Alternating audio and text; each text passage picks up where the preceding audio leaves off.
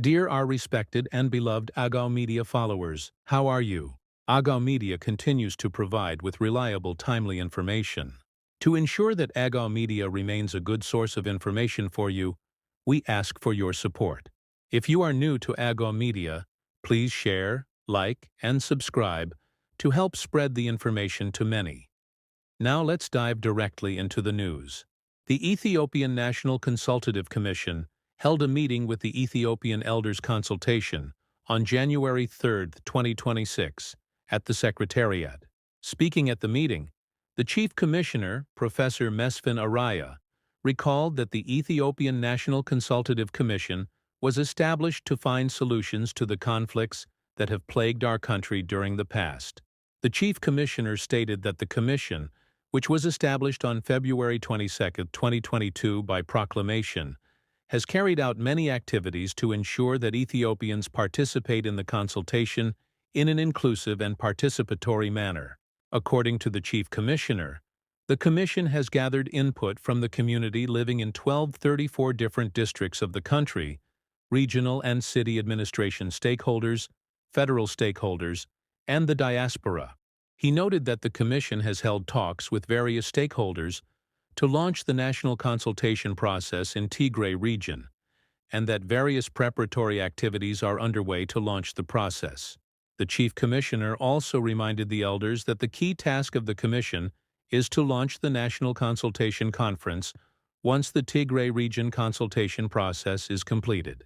The Chief Commissioner called on the elders to support the Commission as community leaders so that the Commission can complete the remaining tasks according to the plan. The elders who participated in the discussion also appreciated the work done by the Commission and assured that they will continue to strengthen their support for it to complete its remaining tasks. Ethiopia reaches agreement in principle to restructure €1 billion Eurobond debt.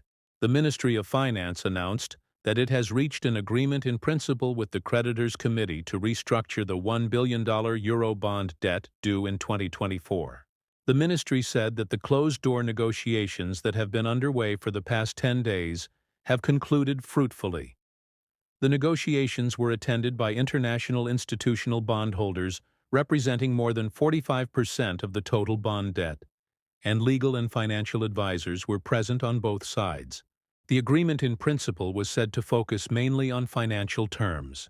The details of the agreement have been sent to the International Monetary Fund, IMF, and the Committee of Official Creditors, which is intended to ensure Ethiopia's long-term debt sustainability and to obtain the approval of creditors. The government indicated that it is expected to agree on other non-financial details in collaboration with the Creditors Committee.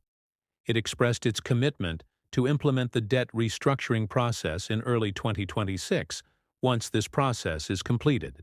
The first phase of China's first nuclear power plant has been completed.